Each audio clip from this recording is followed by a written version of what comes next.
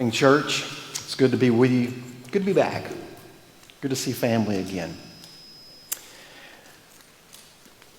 You've got to love preschoolers. Just love being around preschoolers. Hear them talk. Hear the innocence in the way they talk. Their logic or lack of. Just how they view the world.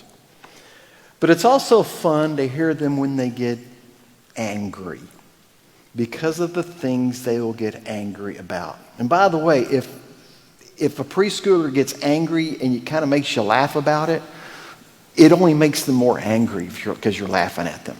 So I did some reading. Okay, what are the things that preschoolers get upset about? And I found this, where it's a list of parents who shared some of the things their preschoolers got upset about. One mom said her child got upset because the moon was in the sky during the day, and he wanted her to put it back. One little girl got upset because she's looking through her parents' wedding album and there were no photos of her. One little boy got upset because his ice cream was too cold. One mom said that her daughter was upset because she was pulled the meat out to defrost it, and the daughter wanted to lick the meat and her mom wouldn't let her. And maybe it's the little boy in me, but I just thought this one was funny. Mom said her son got upset because I wouldn't let him wipe his nose with a piece of bread and then eat it. We laugh about those things, the things that kids, preschoolers get upset about. But we get upset and angry about some silly things too. Some of us have gotten upset because someone in the family eats too loudly. We chew too loud. We get upset when we get put on hold for longer than a minute when we're calling customer service. We get upset if someone is driving too slow in front of us. We get upset. We get angry about that. And I'll be honest, I'm kind of falling to the George Carlin school of driving. Everybody who drives slower than me is a moron. Everybody who drives faster than me is a maniac. But we get angry about those type of things.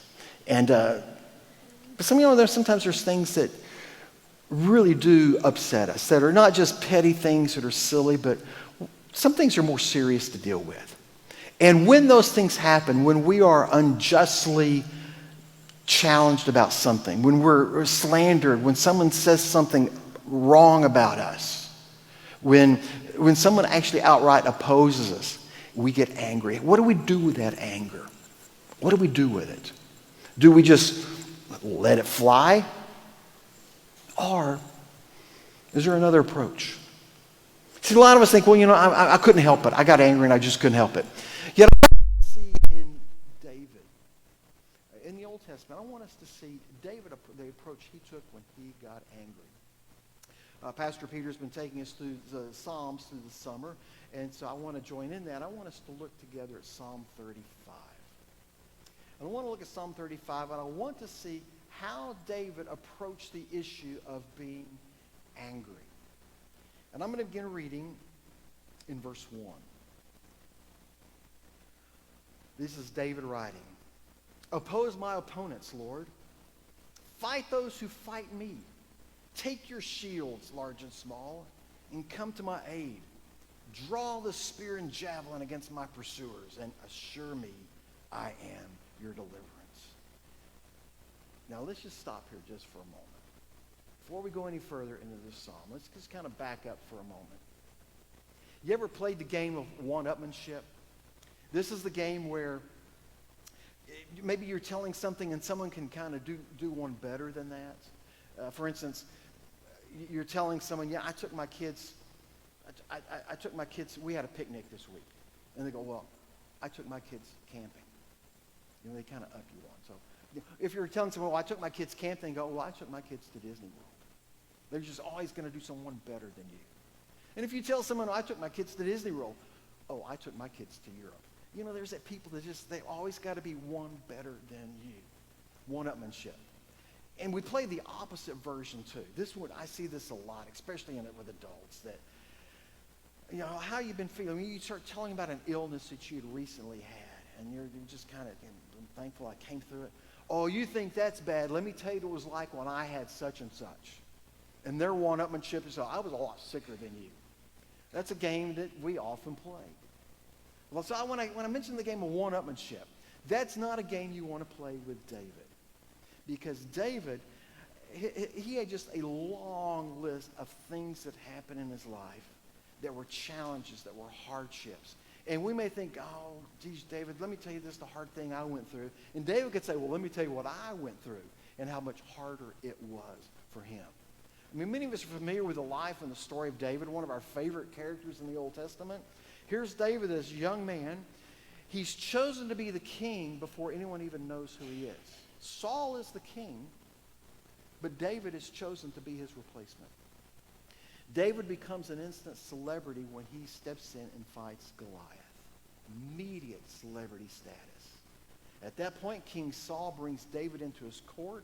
David's there as he plays the harp. He's a soothing comfort to Saul. But as Saul sends him out as a warrior, everything David does succeeds. And you think Saul would really be happy about this? Saul's son, Jonathan, he and David become best friends. David's getting really tight with the family. So tight, he marries Saul's daughter. Yet the more success David had, the more it upset King Saul. He's getting jealous. And it didn't help there was this song that was kind of playing in those days. People go around singing the song, Saul has slain his thousands, David has slain his tens of thousands. Well, that didn't sit well with the king. And it got to the point David felt so threatened with his life that David fled. He went to the wilderness.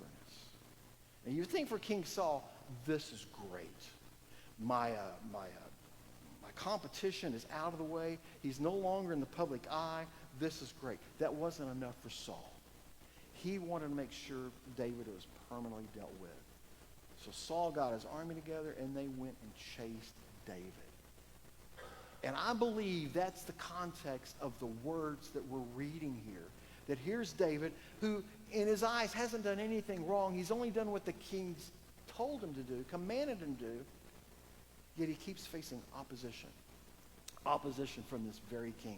So now at this point, he comes and he cries out to God with this call, as you saw here, to oppose my opponents, Lord. Fight those who fight me. Let's skip down to verse 4.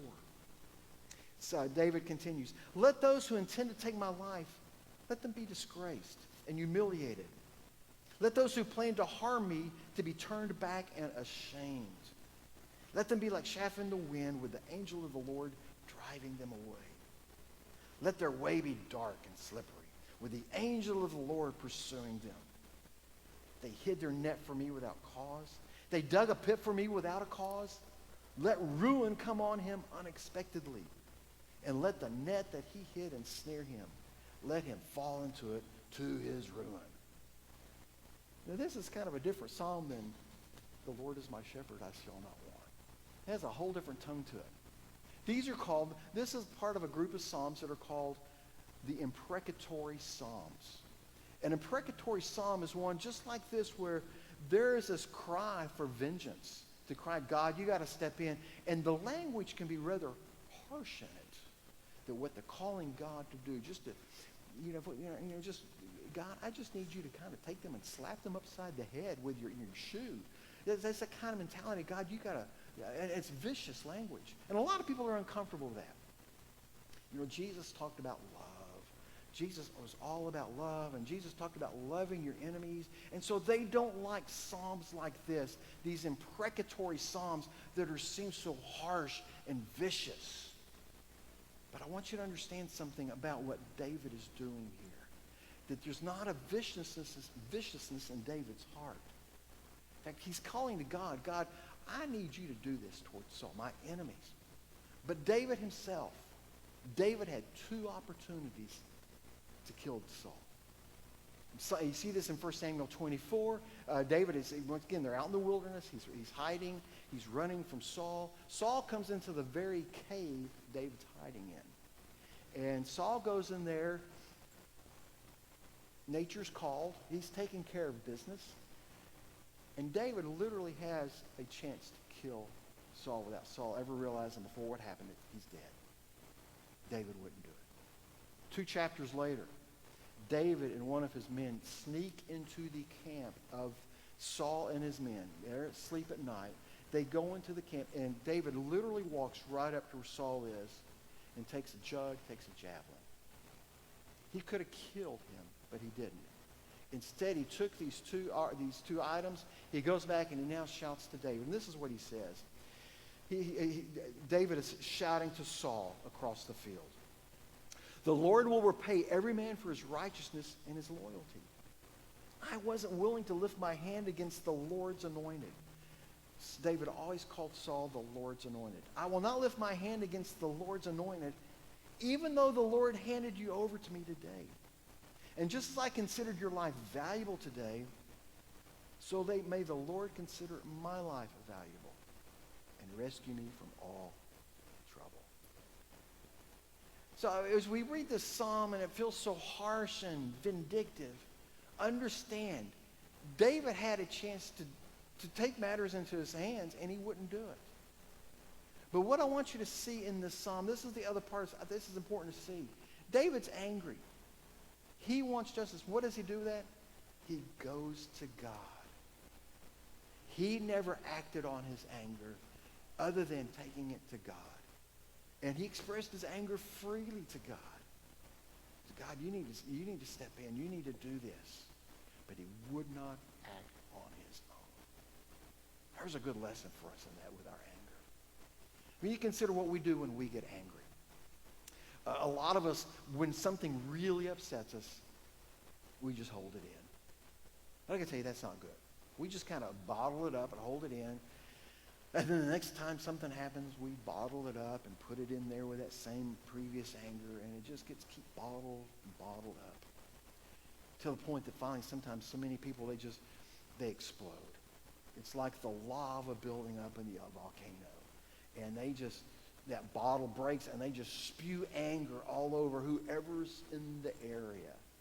And there's all these victims of the anger and they have no idea what was that all about.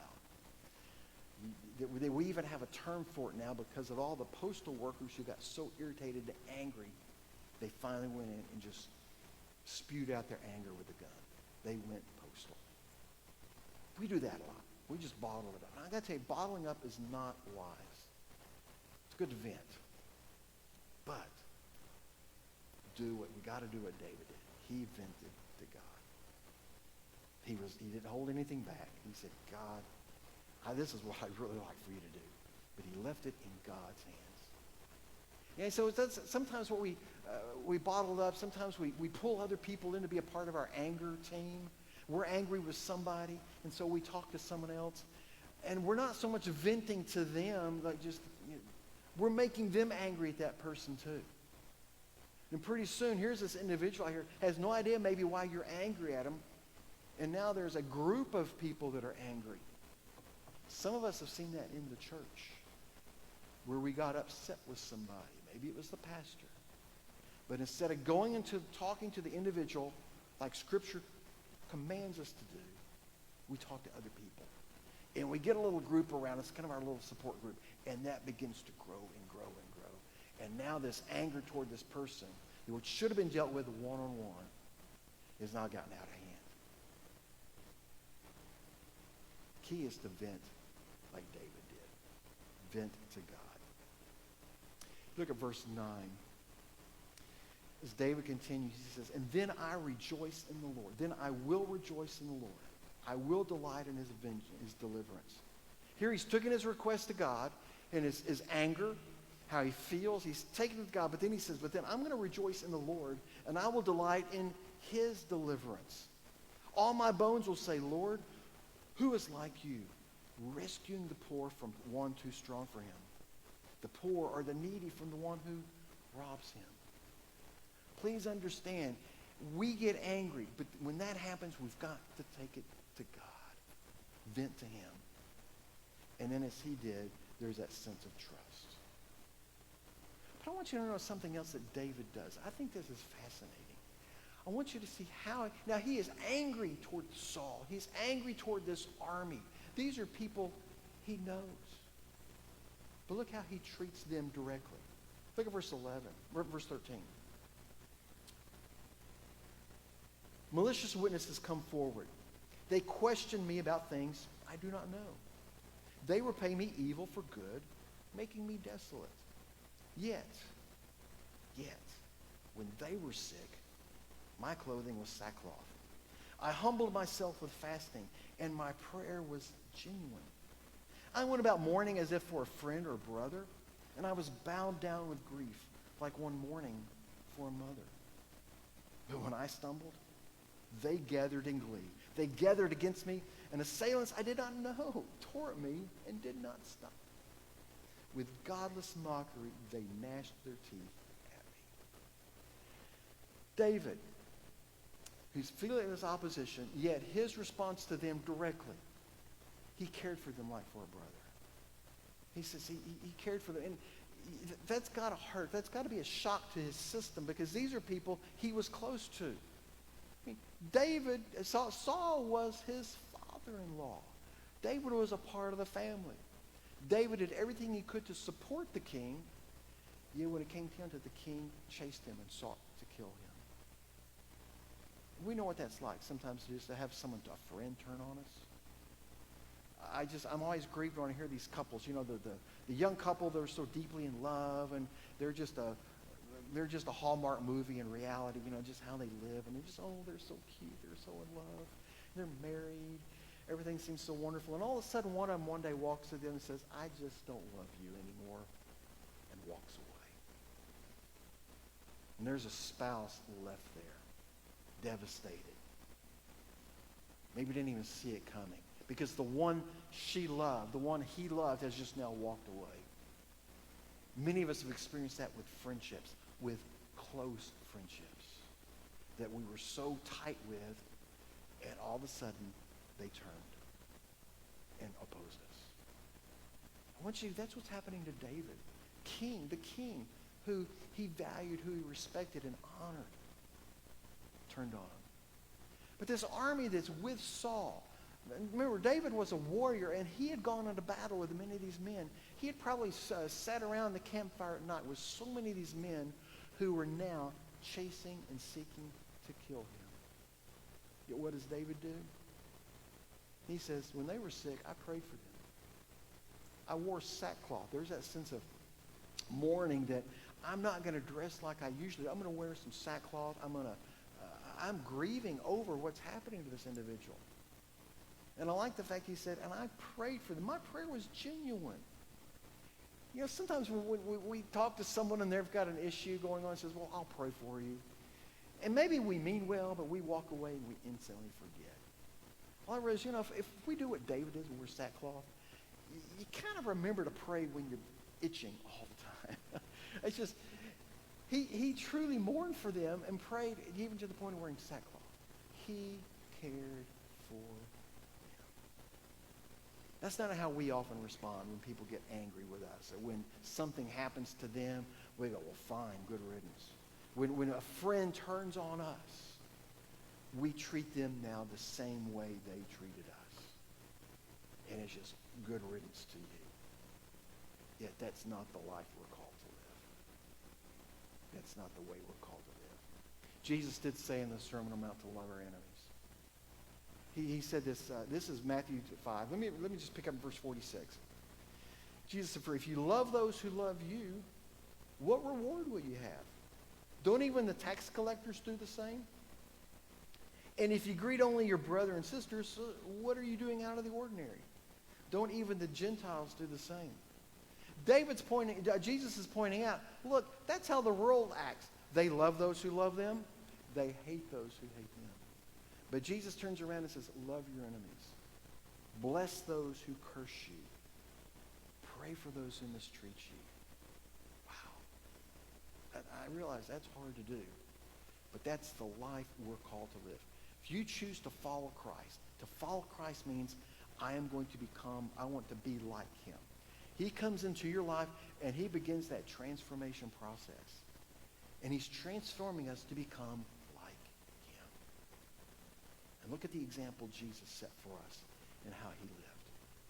Jesus never did anything wrong, yet he was opposed. People objected to his message. They objected to him. To the point, Jesus was arrested. He had a very wrongly conducted trial. He was condemned. He was crucified. Yet Isaiah the prophet said this about him. This is Isaiah 53:7 about Jesus. He was oppressed and afflicted, yet he did not open his mouth. Like a lamb led to the slaughter, and like the sheep silent before her shearers, he did not open his mouth. Jesus could have called down thousands upon thousands of angels to retaliate to what was being had done to him. He did nothing. He went to the cross. When he went to the cross, he had no sins of his own. He took your anger. He took my anger. He took our rebellion upon himself and died. We're to be like Jesus. Romans 5:8. God proves his own love for us in this. While we were still sinners, Christ died for us. Now you got to understand, when we talk about Christ, his love for us, it's not the same kind of love like, I love a person, she's pleasurable to be around, I enjoy her company, I love her. God doesn't love us in that same way because we're pleasurable. We are sinners. We are rebellious people. We have made ourselves, in a sense, ugly in God's sight because of our sin. Yet he loves us anyway. In spite of the fact that we were sinners, that we were rebellious to him, that we were his enemies, he loved us, and he showed that love by dying for us. We are called to follow that Christ. And as we follow him and he transforms us, we're to be like him. And what we do with our anger, we take it to God, but we love those around us. David loved these people. He loved them in spite of the way they treated him. Even to the point when King Saul finally died in battle, there was no sense in David of saying, woohoo, this is over. My opposition is dead. I can get on with my life now. No. David grieved. He grieved because his king was dead. He grieved because his father-in-law, Saul, the Lord's anointed, had been killed. He grieved for the nation of Israel because they had lost their king. I don't hear any retaliation in that. Now, David's angry. He's upset at this point in this psalm. But what did he do with that? He took it to God and left it there. And even as he felt opposed, he took his anger to God, yet toward these people, he did nothing but show them compassion and love and graciousness. We are called to do the same. I like how Paul says this in Romans 12. He said, if your enemy is hungry, feed him. If he is thirsty, give him something to drink. And for in so doing, you will be heaping burning coals on his head. Do not conquer evil. Do not be conquered by evil, but conquer evil with good. Here's this picture. These people are opposing you, but what are you doing instead? You're doing nothing but showing them kindness. You're taking a loaf of bread to that neighbor that just doesn't like you. And they know it just grates on them because they don't like you, but you're not acting like they do. And as the scripture says here, that's like putting burning coals on their heads. It just, it gets at them. We're to love. We're to love like Jesus loved. So I want us to close, and I want us to look back at now how David concludes this psalm. We're not gonna go through the whole psalm, but let's just look at verse 17 and 18. Lord, how long will you look on? Rescue me from their ravages. Rescue my precious life from the young lions. And I will praise you in the great assembly, and I will exalt you among the people. Here in this, David has taken his anger to God, but he's really not looking for retaliation. He's looking for rescue. And he wants rescue. Now, he's looking to God for it. He doesn't know when it's going to happen. He says, God, how long will you look on? God, I want you to fix this. Yet with this, there's a sense of trust. God, you haven't answered this yet. How long will this continue? But he says there in verse 18, I will praise you. There's a sense of confidence and faith. God's going to take care of this. I'm angry. I give it to God. He's going to take care of it. And I will praise you in the great assembly. I will exalt you among many people. He was angry. He took his anger to God. He left it there. I think there's a message there for us. We get angry about things. Sometimes it's petty things. People driving around us. Some of us in this room, we get angry at the TV. You watch the news and you get angry. And you have those feelings, God, we want to see something bad happen to those people that just so oppose what we believe in. Yet we need to do what David did. Take those feelings to God. I mean, I don't mean we need to be overly spiritual. I love his honesty in this, how he felt. But again, he took it to God and he left it there. That's the call for us.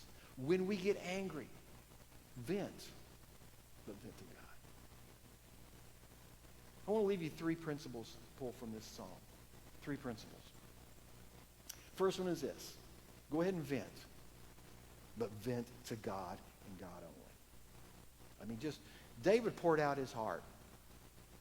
He wanted God to do something, and he's kind of graphic in many of the things he said.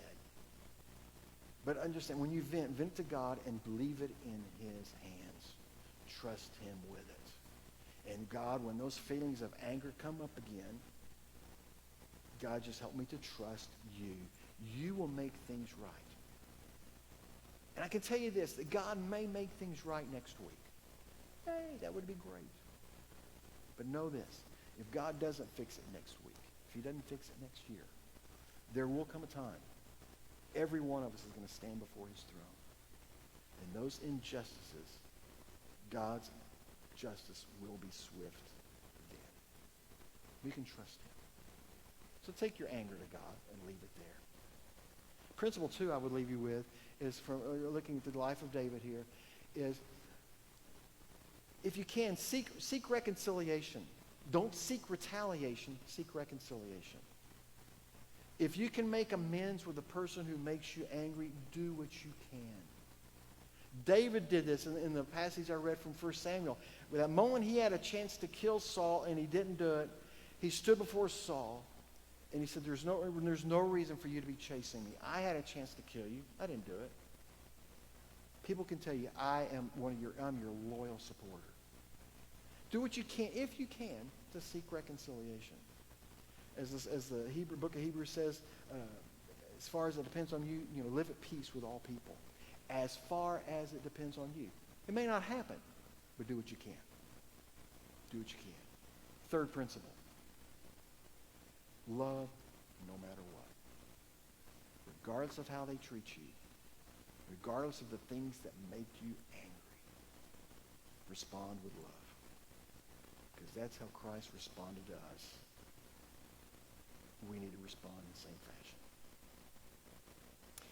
In a moment, our pastor Peter is going to be coming over to the front, lead an invitation. Philip and company will come up to lead us to sing. But I want you just to consider your heart. The things that make you angry. Would you give those things to God? Would you give your heart and your life to Christ? And let him, in his love for you, in spite of who you are, embrace his love. Embrace his forgiveness. Embrace his grace. And come to Christ. Would you pray with me?